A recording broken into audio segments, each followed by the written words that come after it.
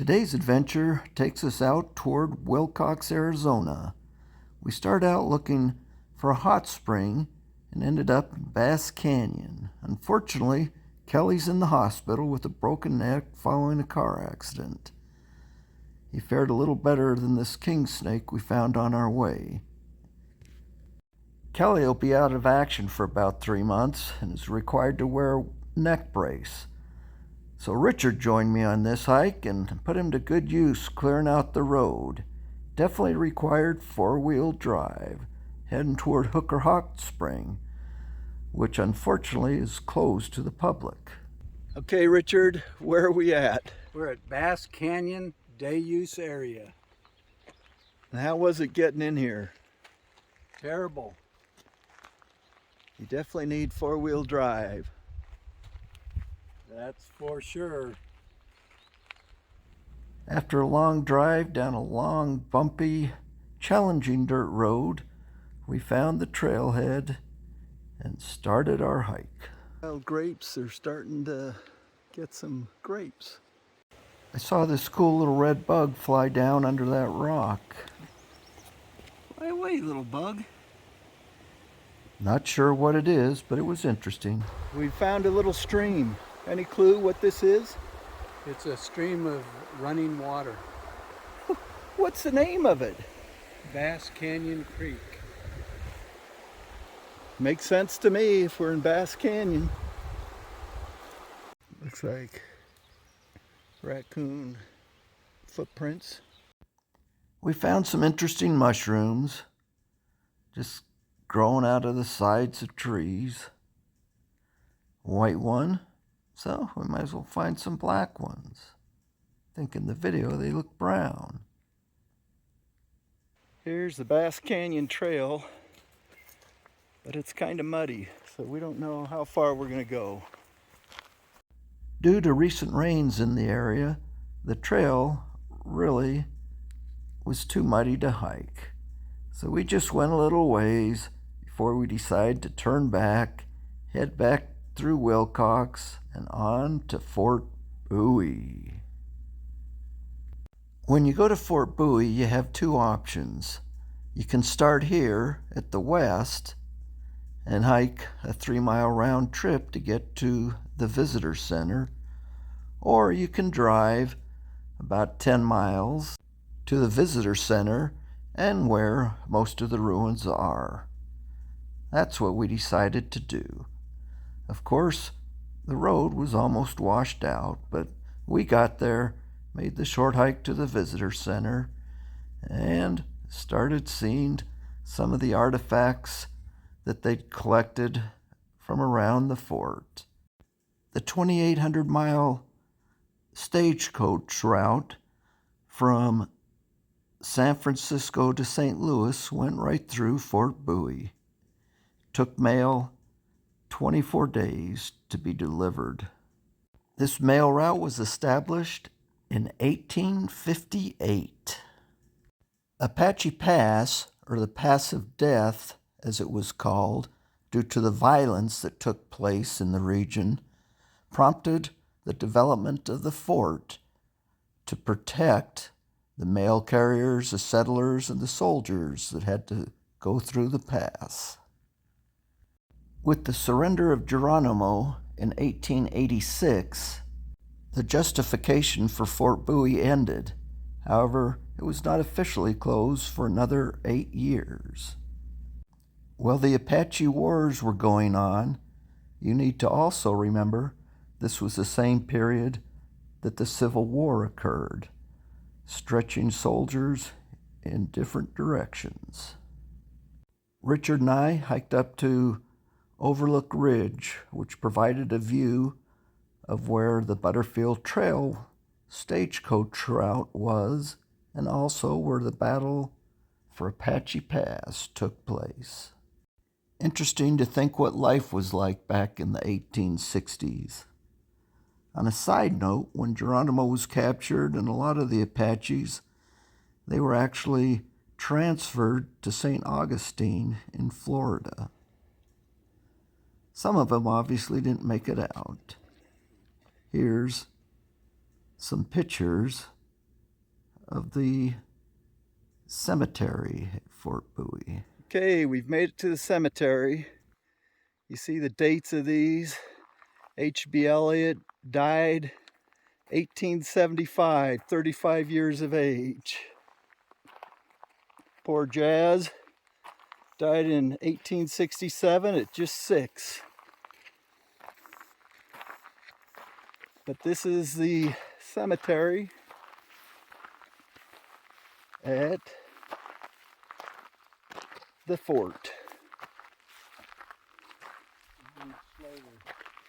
In memory of Colonel Stone, supposed to be. We got these little John Slater, killed by Apaches, 1867, age 35. They got these special little things for him. That's interesting. Donovan killed by Indians in Apache Pass. Yeah, it was a different world back then. Hard to believe what was 5 months. going on back then. Since today, there's nothing out here. Born in Pennsylvania.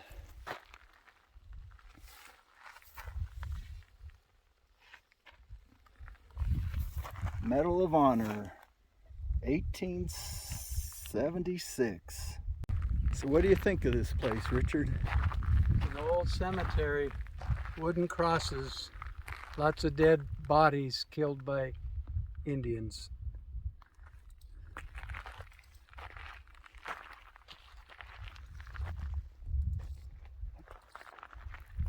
You can see there's nothing around for miles. Here is Little Robe, son of Geronimo, Apache chief. Died at age 2 in 1885. Another Apache child, age 3.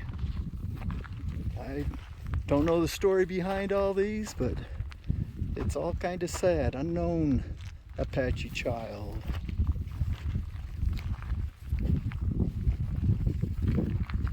J.B. Fletcher? Yep. But this is the cemetery. You can see as I've done a 360, it's out in the middle of nowhere. Just strange to think how different life was in this area only 100 years before I was born.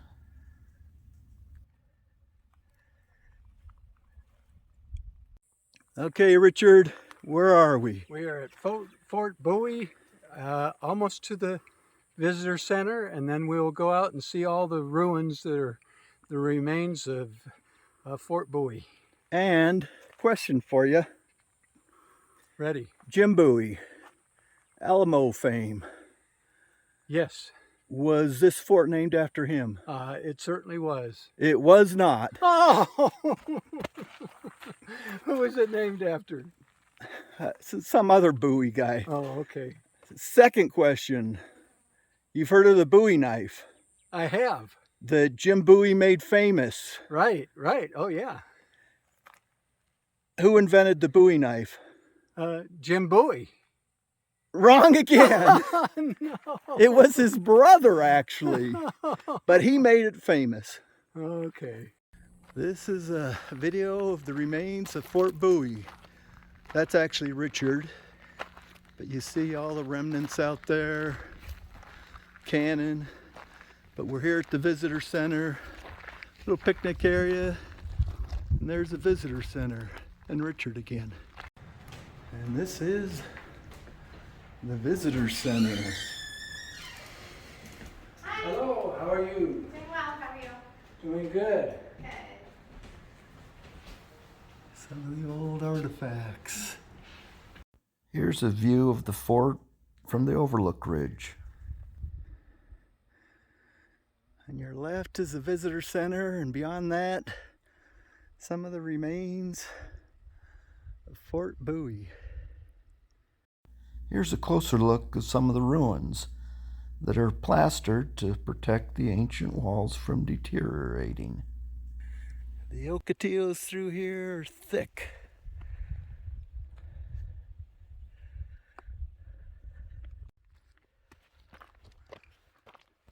We enjoy hiking along, seeing the vegetation, and of course, some interesting conversation.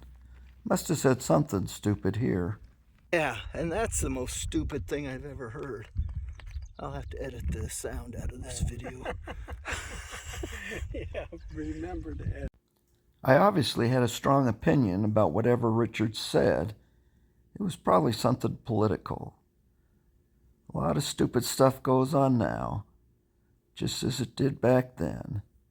It's kind of hard to imagine some of the decisions that were made, but a lot of the battles that took place there with the Apaches were due to Apache Spring, source of water for the people.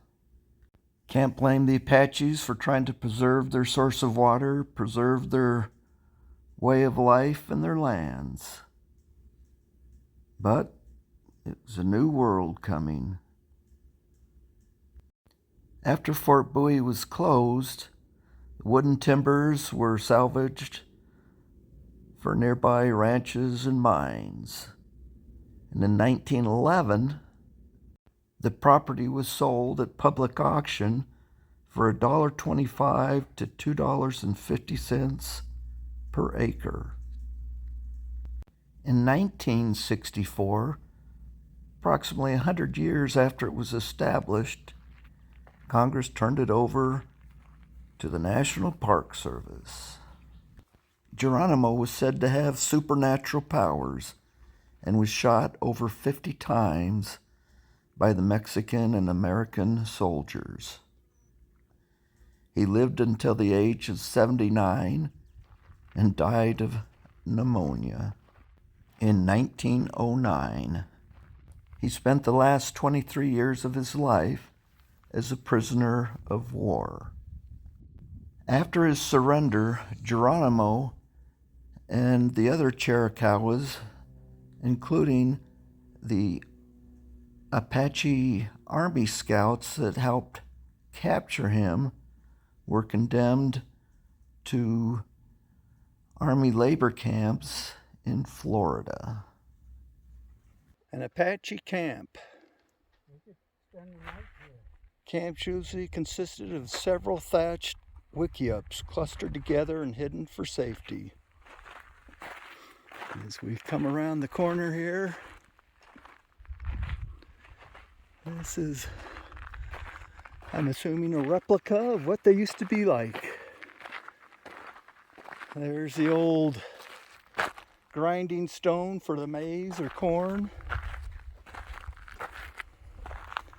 Entrance to the thatched hut. Logs to sit on. Little fireplace. There's a little lean-to. It's said that Geronimo's final words were that I should have never surrendered. I should have continued to fight until I was the last man alive.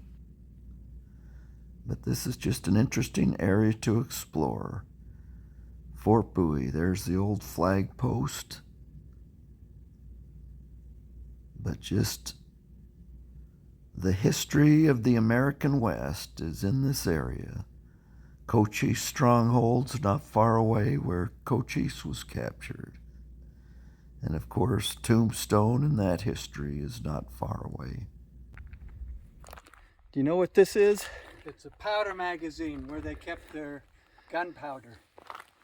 You see, it's a bit ways from some of the other stuff.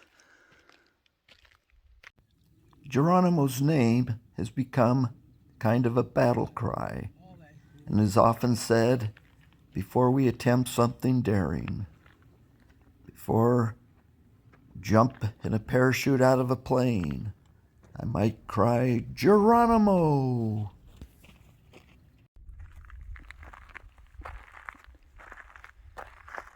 This building was constructed in 1883. Just nothing left of this booming place. Fort Bowie was once a booming place with cottonwood trees, street lights, and the soldiers even had dirt tennis courts to play. But I hope you enjoyed this little tour, looking back at some of our old history. Have a great day.